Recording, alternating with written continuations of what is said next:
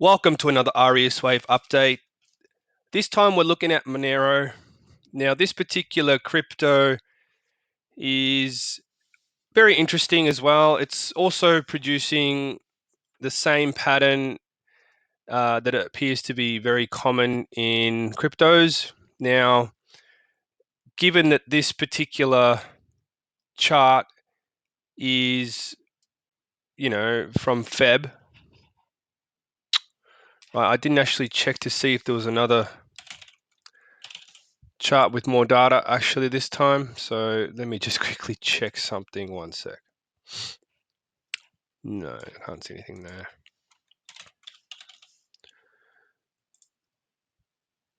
Okay. Look, at the end of the day, it's the same kind of thing. Now, at this point in time, we can go down to $7, $6 on this chart. Is there anything before that? Well, I suppose we just have to check when it came out. But either way, very interesting. Now, let's just go back to where I was.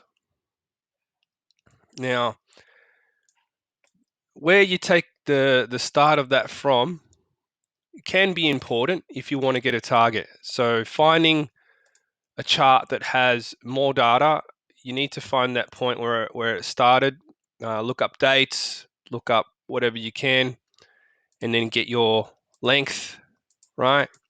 And then you basically take that length and you can't do it like that, obviously. You're going to have to measure it some other way. I usually line up down the bottom of the chart to a point where I can measure from on the side there, or sometimes I just shrink it, and like you put you try to get it up to one of those little lines on the side there, like that.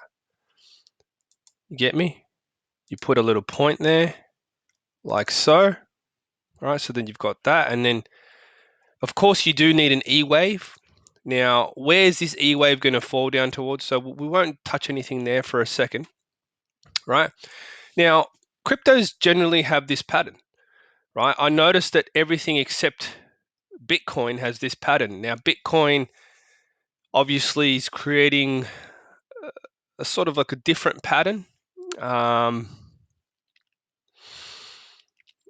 I think it's interesting in a way because I think that the degree of the trend is the interesting part here.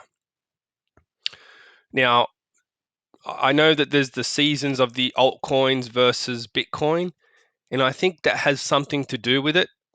I do think that there's going to be that point in time where Bitcoin goes down and the altcoins go up. And I think that is very close at the moment. That's just what I'm thinking is going to happen, just because of the waves and the way that I basically look at the waves. I can see that Bitcoin's sort of ready to fall, and I can see that although altcoins need to correct a little, they are still they're still going to go up before Bitcoin does. Anyway, that's how I see it. I could be wrong. Obviously, I'm not a financial advisor. But let me just say something about this particular pattern from my experience. Now, the funny part about this whole thing is that these BCDEs are very small. And that tells me that we're going to see this correction complete before Bitcoins, which is why I think altcoins are going to rise up whilst Bitcoin falls. Now, so we have the A. A is the biggest, very common in like things like XRP and XLM, okay, and probably others. If you can find the data for them, you probably see this pattern. However, B waves, B, C, D, they're smaller. Now, this is quite normal. I really wouldn't go calling this an impulsive move because, well, number one, we've only had a zigzag up to this point, and we need to see the rest of the correction. So you can't say that this is a 1, 2, 3, 4, 5. I mean, you could if you really wanted to, but it's just not the way I look at it. So I'm expecting an E wave. Now, an E wave doesn't have to abide by any rules, okay? And this is something I learned early on with the waves, that just because we have C wave here, it doesn't mean that this can't go below it. Okay, there's no rule saying that, right? In fact, I think a lot of people get tripped up on that, thinking that it won't, and then it does. Okay, I think it's wishful thinking, but also market conditions change, right? As you can see, this is quite a correction here compared to what we're seeing here, right? So market conditions change, and why can't they change again? Well, of course they can, right? And that's why I'm saying that this move will potentially move lower and could even go below the bottom of C wave. There's nothing to say that it can't. Okay. Now, obviously, we're going to be patient and, check these waves out as they progress.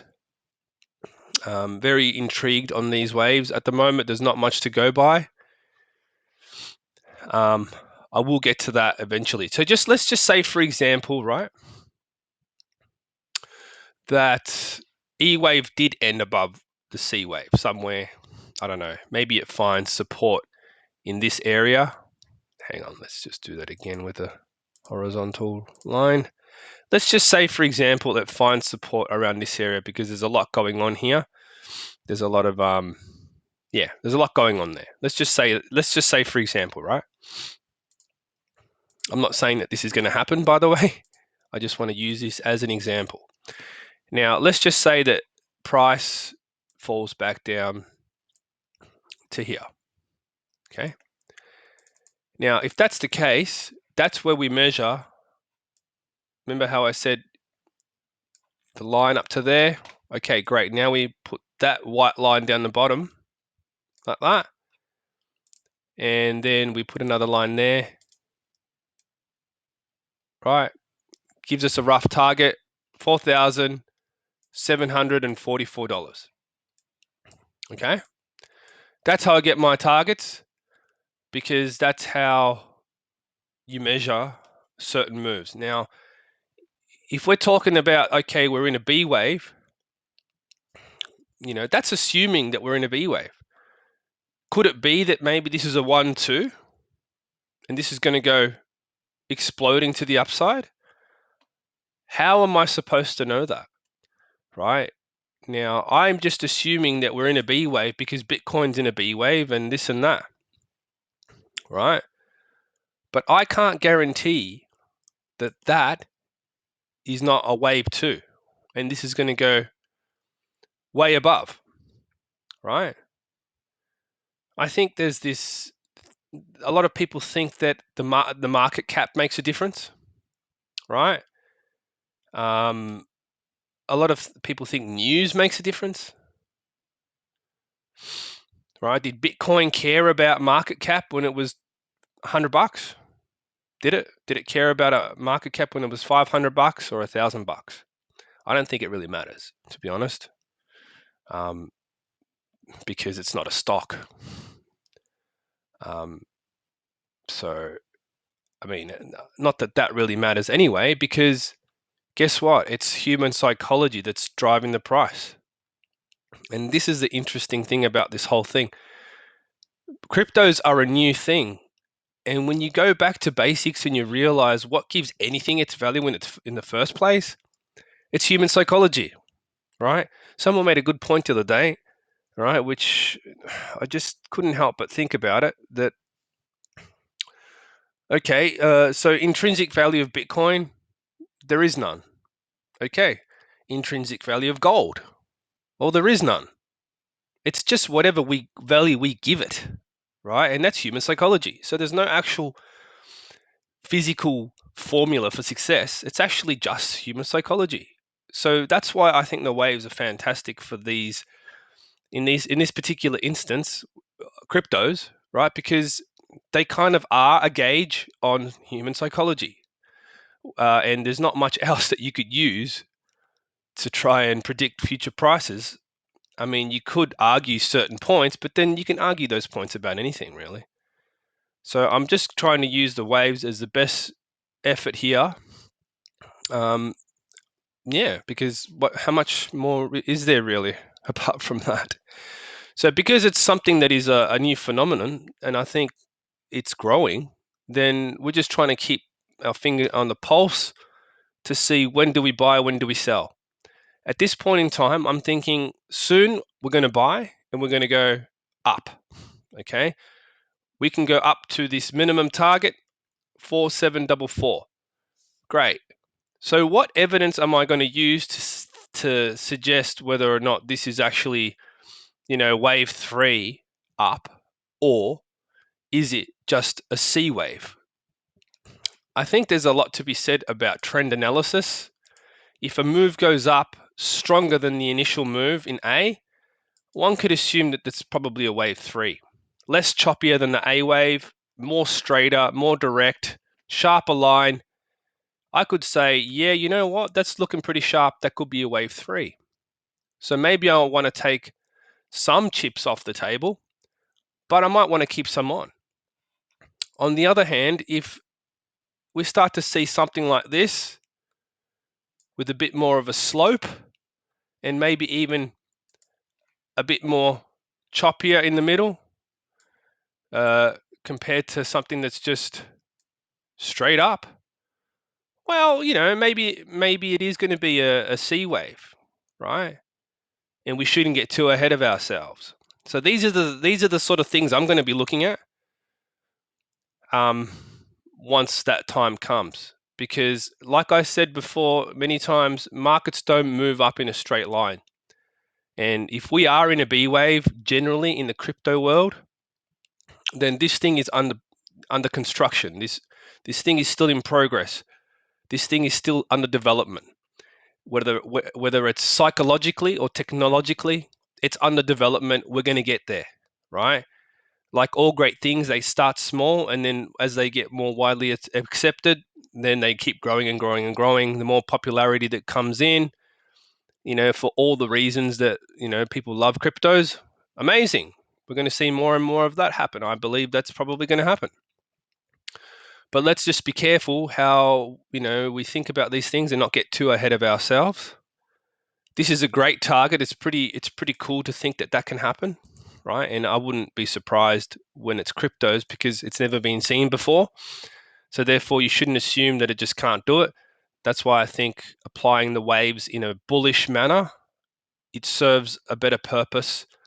And I've already played devil's advocate many times before, and so you can't say that I haven't played devil's advocate before when it comes to being bearish, because I have. But you know what? That's how you change your view. You change your view because you actually can see, okay, great, I can see what's going on here. You do your research, you do your due diligence, and you see, okay, I can see why this is happening, and I can see why this is probably going to take over the world, and all these different things, right? So I'm just applying things in a bullish manner, and I'm trying to give you the best possible perspective that I can. At this point in time, I think for this particular crypto, Monero, we are going to, see a little bit of a pullback in wave E, which is the last wave in the correction. And like I said, it could be a B or it could be a wave 2, right? This could be a wave 1 up here like this. I'll just put it here quickly so you can see it. Right. That could be either wave A or wave 1, right? And this could be either a wave B or wave 2. Okay, it's one or the other, like I've just explained it.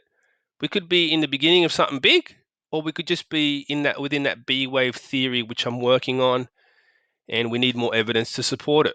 But when it comes to RES wave, there are only 2 patterns that exist in the markets: zigzags and 5-wave moves, right? Once you put all those together, you actually come up with whatever pattern you could possibly think of, and any pattern that you ever see on a chart. And that's what RES Wave basically does. It's just a study of that. It's something that I use automatically. It's like my built-in technical analysis tool in my brain. Okay. I love using all the other little tools as well on the side, but really there's that one thing that really helps me the most. And hopefully I can help you understand a little bit more about what's going on. Moving forward, I'm doing my best to bring you as much as I can on whatever I can. So hopefully you found this video interesting and informative. Thank you for watching.